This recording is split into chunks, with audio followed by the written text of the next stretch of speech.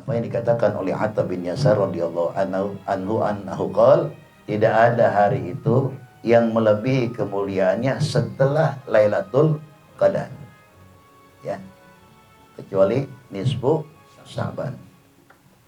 Ini kata ulama ini ada 5. Ada 5 hari atau 5 malam yang apabila kita berdoa kepada Allah itu tidak akan ditolak. Apa yang pertama? Satu, ya, tanggal 1 bulan Rajab, untuk kita meraih ampunan Allah dengan banyak baca istighfar. Kemudian yang kedua itu malam nisfu Sa'ban. Ketiga, Idul Adha. Amin. Rabbi bil Mustafa balligh maqasidana waghfir lana ma madha ya wasi'al karami ya Rabbi. Bismillahirrahmanirrahim. Alhamdulillahi rabbil alamin. Wassalatu wassalamu ala asyrafil anbiya wal mursalin Sayyidina wa maulana Muhammadin wa ala alihi wa sahbihi ajma'in, amma ba'du. Qala Syekhul Mu'allif rahimahullahu ta'ala wa ala man naf'a bihi wa bi barakati ulumihi fid dharaini amin Allahumma amin. Alhamdulillah, puji syukur kita panjatkan kehadirat Allah Subhanahu wa taala dengan inayah dan taufik hidayahnya. Kembali kita berkumpul berzikrullah dalam rangka mencari dan mengkaji ilmu ya Allah. Mudah-mudahan doa dan ibadah kita malam ini diterima oleh Allah Subhanahu wa taala. Mudah-mudahan Allah membekali ilmu-ilmu yang bermanfaat. Amin ya rabbal alamin. Bapak-bapak saudara sekalian yang kami hormati, melanjuti kajian kita di mana kita berada di bulan Sya'ban, ya. Insyaallah malam Senin besok kita akan melaksanakan Nisfu Sya'ban. Apa keutamaan daripada bulan Sya'ban? Di sini Rasulullah sallallahu alaihi wasallam dalam sebuah ucapannya beliau mengatakan, fadlu Sya'bana ala sa'iris syuhur kafadli ala sa'iril anbiya wa fadlu Ramadhana ala sa'iris syuhur kafadlillahi ta'ala ala ibadih.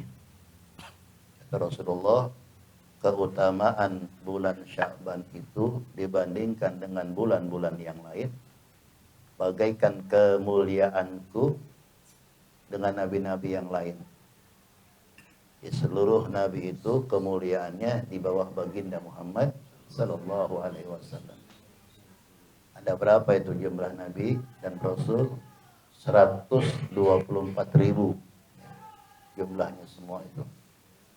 Kemudian diperkecil oleh Allah menjadi 313. Diperkecil lagi oleh Allah menjadi 25 rasul.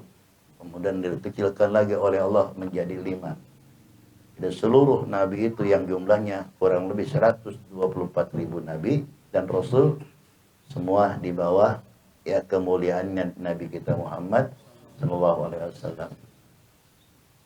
Bukan beliau saja mendapatkan kemuliaan, kita pun termasuk umatnya yang dimuliakan juga oleh Allah. Asbab Allah memuliakan beliau, kita pun dimuliakan.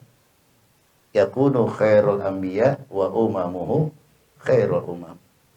Nabi kita sebaik-baiknya nabi dan umatnya pun sebaik-baik umat. Itu salah satu kemuliaannya ya bulan Sya'ban. Apa yang membuat mulia itu?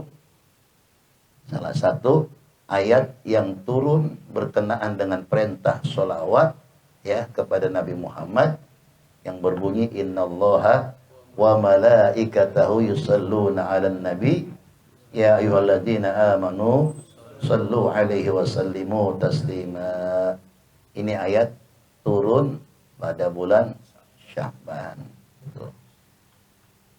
Kemudian habis Sya'ban Ramadan. Kata Nabi, wa fadlu Ramadan 'ala sa'iri syuhur ka fadlillahi ta'ala 'ala ibadihi. Sementara keutamaan dan kemuliaan bulan suci Ramadan itu ya dibandingkan Allah terhadap makhluknya. Zat yang paling mulia adalah Allah, makhluk di bawah kemuliaan Allah. Kalau tadi bulan ya seperti nabi dengan nabi-nabi yang lain. Nah, sementara Allah itu mulianya dari seluruh makhluk, baik nabi pun di bawah Allah, gitu loh. Jadi kemuliaan Allah itu tidak bisa tandingin. Kemudian dalam bulan Sya'ban itu ada hari yang namanya nisfu Sya'ban, pertengahan nisfu Sya'ban, yaitu bulan Sya'ban adalah nisfu Sya'ban. Ya, ada satu riwayat yang diriwayatkan oleh Atha bin Yasar.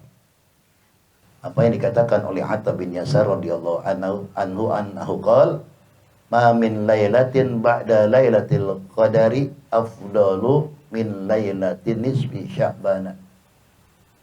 Tidak ada hari itu yang melebihi kemuliaannya setelah Lailatul Qadar. Ya. Kecuali nisfu Sya'ban. Ini nisfu Sya'ban ini termasuk nomor 2 dari apa? Malam Lailatul Qadar. Ini kata ulama ini ada 5, ya. Ada 5 hari atau 5 malam yang apabila kita berdoa kepada Allah itu tidak akan ditolak. Apa yang pertama? 1, ya, tanggal 1 bulan Rajab. Ini malam yang dimuliakan oleh Allah, tanggal 1 bulan Rajab. Habis itu bulannya Allah. Untuk kita meraih ampunan Allah dengan banyak baca istighfar. Kemudian yang kedua itu malam nisfu Sya'ban. Kemudian yang ketiga Idul Adha dan Idul Fitri. Nih. Malam Idul Adha dan malam Idul Fitri termasuk malam yang dimuliakan oleh Allah. Makanya kalau kita tuh takbiran, harusnya kita kumpul tuh. Kumpul gantian atau gimana pun caranya. Sebab itu hari merayakan kemenangan kita tuh. Setelah kita puasa 1 bulan penuh, kumpullah. Baca Allahu Akbar, Allahu Akbar, Allahu Akbar. Tapi di mana-mana lucu, masjid pada sepi, kau takbiran, kaset yang disetel, kaset yang masuk surga. Orang itu sama-sama menunjukkan rasa gembira dan kemenangan kita itu meraih, ya, satu nilai yang sudah mampu menahan lapar dan haus, menahan nafsu. Hari kemenangan tuh. Itu hari-hari jabah. Kemudian Idul Adha begitu juga. Lalu kita enggak repot miripnya ngurusin sapi korban. Ya, pada takbiran. Tuh. Kemudian yang kelima Jumat, ya. Malam Jumat atau hari Jumat. Itu semua hadiah dari Allah untuk kita. Ya, selaku umat Muhammad sallallahu alaihi wasallam. Alhamdulillah. Jadi nisfu Sya'ban itu salah satu bagian malam yang dimuliakan oleh Allah. Namanya banyak. Ya, ada yang dikatakan Lailatul Barakah, Lailatul Qismah. Ada, ya. Apa itu Lailatul Barakah? Hari yang penuh dengan keberkahan. Karena kehidupan barokah ini kalau kita bisa meraihnya dan bisa kita rasakan nikmat kita hidup. Barokah itu entah barokah di bidang harta, barokah di bidang ilmu, barokah di bidang ibadah, barokah di bidang umur. Banyak itu yang barokah itu. Sampai terakhir pun Nabi minta tuh, ya Allah berikan keberkah di saat saya meninggal dunia. Nabi minta tuh, Allahumma barik li fil maut wa fi ma ba'dal. Masih terangin ini. Jadi kalau itu bisa dibaca tuh setiap malam, ya. Berapa kali? 5 kali. 25 tuh. Baca Allahumma barik li fil maut wa fi ma ba'dal maut. Allahumma barik li fil maut wa fi ma ba'dal maut. 25 kali bacanya. Supaya apa? Kematian kita nanti ada nilai barokahnya. Jadi mati bisa mengandung barokah. Orang yang takziah banyak, yang doain banyak, kan jadi barokah. Setelah meninggal dunia juga banyak orang yang takziah juga, doain kita. Setelah kita meninggal dunia, berarti kita matinya meninggalkan barokah. Mereka merasa kehilangan kita. Enak hidup tuh yang semacam itu. Jadi adanya kita itu dirindukan, enggak adanya kita pun dirindukan. Ya, ada satu ulama mengatakan dalam ungkapan syairnya, ya, waladatka ummuka bakiyan wan nasu haulaka yadhakuna surura. Ketika kau lahir di permukaan bumi ini, kau menangis. Sementara orang yang menunggu kelahiran kamu itu semua tertawa, senang ya menyambut kelahiran kita. Tapi kita ulama jagalah itu, jagain katanya. Di saat kau meninggal dunia nanti kau tertawa dengan menikmati apa yang pernah kau lakukan kebaikan itu. Dan orang yang kau tinggalkan mereka meratapi kamu, menangisi kamu. Waktu kita lahir kita nangis, orang tertawa. Waktu kita mati yang bagus kita tertawa, orang nangis dibalik. Jadi tertawain kita mati. Mati lo, mampus lo ya.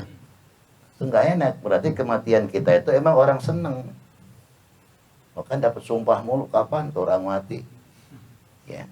Kenapa? Sebab mereka udah gak seneng ngeliat kita.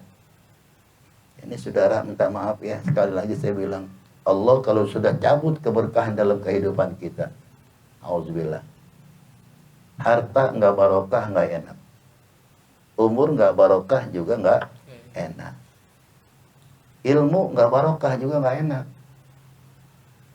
Banyak ilmu tapi nggak barokah. Yang paling kita khawatirkan, ini termasuk saya paling khawatir, kalau Allah sudah angkat keberkahan ilmu kita, jangankan kita bicara, jangankan kita ngajar, jangankan kita ngomong, orang duduk aja kita nggak demen orang. Kita duduk, dia orang nggak demen. Itu kalau Allah sudah angkat barokah, naudzubillah. Dia nggak demen lihat kita. Ya si rese datang dah. Nggak enak kan begitu.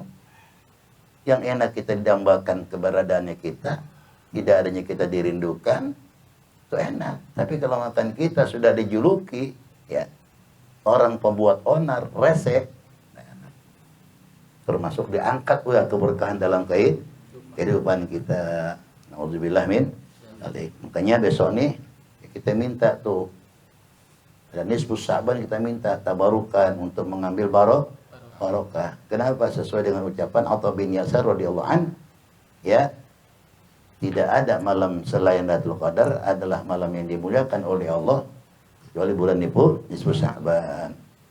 Makanya orang-orang tabi'in, para tabi'in itu ya, wa kanat tabi'una min ahli Syam ka Khalid bin Ma'dan wa Makhul wa Luqman bin Amir wa ghairuhum rahimahullahu ta'ala yu'azzimunaha wa yajtahiduna bil ibadati fiha.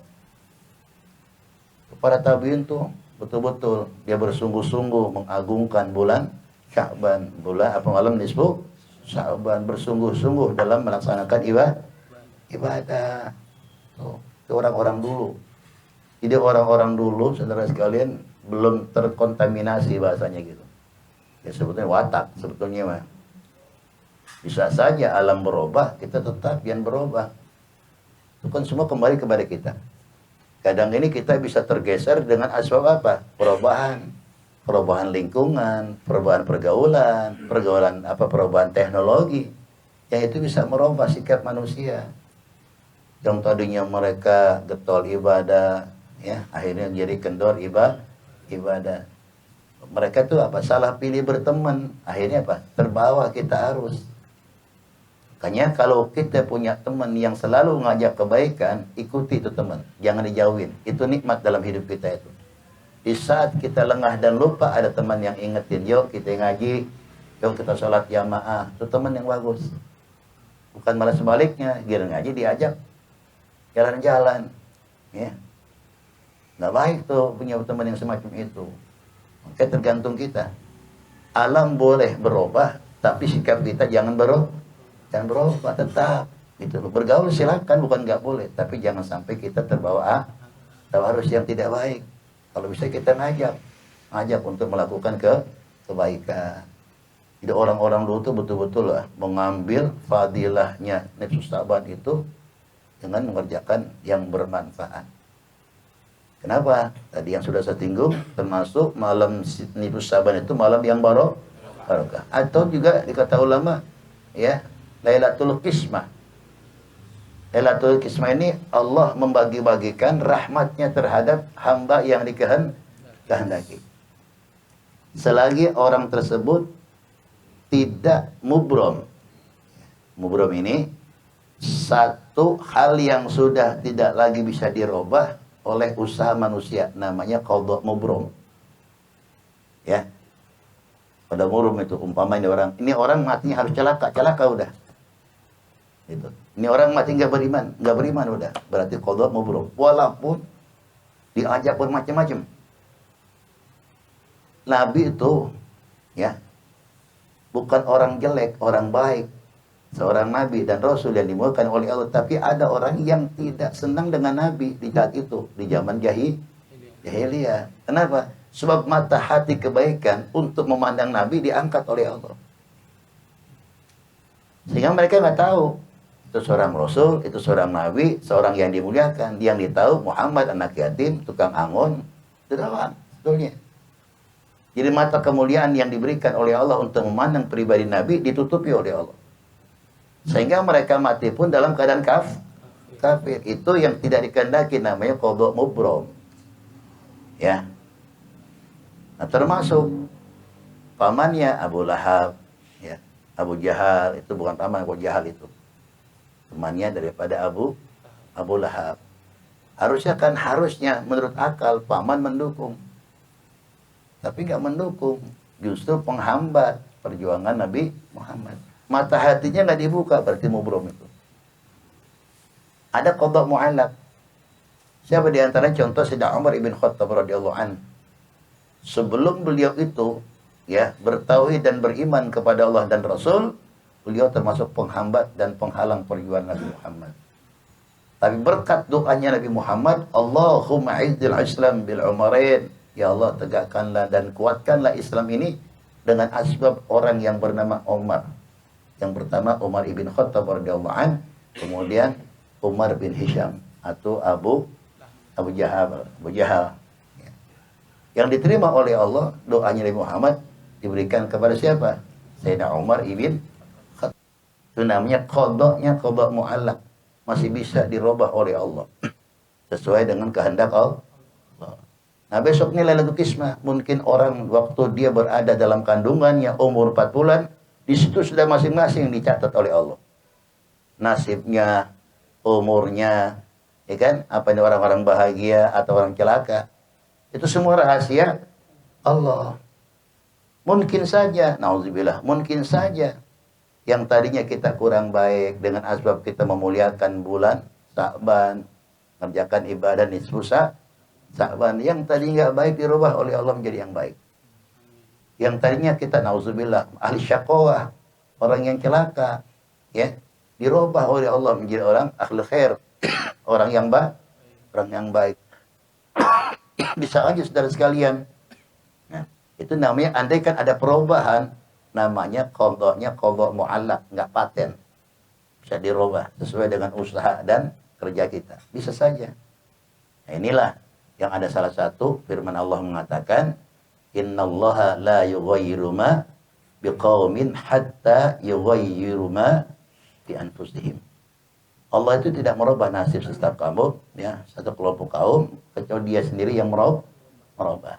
Tapi dalam tanda kutip, ya, perubahan yang baik. Kalau perubahan yang jelek itu bukan datang dari Allah. Kata Allah, ma asabaka min hasanatin fa min Allah, wa ma asabaka min sayyi'atin fa min nafsik. Kalau kita ini menjadi orang-orang yang baik, itu memang datangnya dari Allah. Jadi takdirkan oleh Allah, mudah-mudahan kita menjadi orang yang baik sampai meninggal dunia, amin. Itu memang kehendak Allah. Tapi kalau kejelekan, itu datang dari dirimu sendiri. Jadi nggak pantas umpama kita mengatakan, kenapa kamu berbuat yang tidak baik? Loh, kan Tuhan bilang, ya, saya rubah diri saya yang tadinya orang baik, umpama dia ingin berubah menjadi orang kaya, umpama dia menjadi ya koruptor ulung. Apa cara itu dengan itu? Itu kan berbuat jelek, bukan itu maksudnya. Jadi kenikmatan yang sudah sempurna itu diberikan oleh Allah, kadang kita sendiri yang merubah. Itu loh. Sehingga dalam kehidupan ini, saudara sekalian, itu kan semua ini perasaan. Jadi hidup ini yang lebih dominan perasaan, bukan kenyataan. Contoh, menurut penglihatan kita, kalau orang banyak duit, mobil banyak, rumah bertingkat, orang kaya bukan? Kaya kan? Kata kita yang nggak punya duit, mungkin senang kata kita, tapi belum tentu mereka rasakan dia senang. Betul loh. Cara indahnya gunung kan dilihat dari jauh. Tapi ketika dekat, berantakan. Kita melihat orang barangkali senang, kata kita belum tentu apa yang mereka rasakan. Kadang berapa banyak orang yang kita lihat kelihatan senang, mereka hidupnya kok susah aja bawaannya. Miskin berarti walaupun dia kaya. Nah, ada orang yang sederhana, nggak berlebihan, tapi hidup tenang, senang aja tuh. Itu jadi kaya, bukan materi. Makanya ada ungkapan bahasa, kekayaan itu tidak menjamin untuk membahagiakan seorang. Ya, tidak semua uang itu bisa membahagiakan orang, belum tentu. Ya, nah, kita balik yang bahaya. Kalau yang banyak duit aja nggak bahagia, apalagi yang nggak punya duit. Itu kan perasaan namanya. Bisa nggak kita ubah? Bisa aja. Sekarang kita bermain perasaan. Bagaimana supaya perasaan kita menjadi orang yang kaya, walaupun kita nggak melimpah harta. Ibadah. Sehingga dalam firman-Nya Allah mengatakan, annahu huwa aghna wa aqna. Allah itu adalah zat yang maha kaya dan zat yang memberikan kecukupan buat diri kita. Jadi nggak ada kurangnya sebetulnya. Perasaan. Apa saya contohin, saudara? Orang ganteng waktu ngaca sendirian kata dia ganteng. Orang jelek pun mengatakan bahwa di saat dia bercermin, dia ngaca, dia paling coba dah. Ya kan itu. Orang jelek nih kata kita, kan gitu. Waktu dia ngaca, dia bilang saya paling ganteng dibandingkan dengan kebun binatang, kan gitu. Ya kan semua perasaan. Ya kan gitu. Orang walaupun kurang cakep, kalau demen jadi cakep nggak? Perasaan tuh, perasaan demen. Ada orang cakep, kalau nggak demen, tuh jelek. Perasaan bukan? Nah, hidup dunia ini perasaan. Maka kita jangan sampai hilang perasaan. Ya, sehingga kata ungkapan orang yang bijak, sekarang ini orang banyak yang merasa pinter, tapi nggak pinter merasa. Yang bagus pinter merasa, bukan merasa pinter. Ya, dah ini aja. Mudah-mudahan apa yang kita kaji telah jadikan bagian ilmu-ilmu yang bermanfaat. Amin ya rabbal alamin. Ya, bagaimana besok sama-sama ya kita baca Yasin dalam rangka menghidupkan malam nisfu Sya'ban. Yang pertama, pasang niat minta sama Allah mudah-mudahan panjang umur, sehat walafiat dalam rangka menjalankan ibadah. Yang kedua, mudah-mudahan ditetapkan Islam iman kita oleh Allah Subhanahu wa taala. Yang ketiga, minta rezeki yang banyak. Ya, sebut aja beberapa miliar kayak minta timbang minta. Jangan minta apa? Gampangin, atau jangan minta rezeki yang murah, jangan minta. Saya pesan tuh, jangan minta ya Allah murahkan rezeki saya, jangan. Ya, ntar ente kebeli yang murah-murah mulu, yang pernah mahal, tempe, oncom, tahu begitu mulu setiap makannya. Kenapa? Sebab yang memintanya yang murah. Minta rezeki yang banyak, yang maslahat, bermanfaat untuk ibadah. Boleh nggak? Boleh. Ya, terutama titik beratnya minta barokah. Mudah-mudahan Allah berikan keberkahan. Amin ya rabbal alamin. Allah Allahu Allah Allahu Allah Allah Allahu.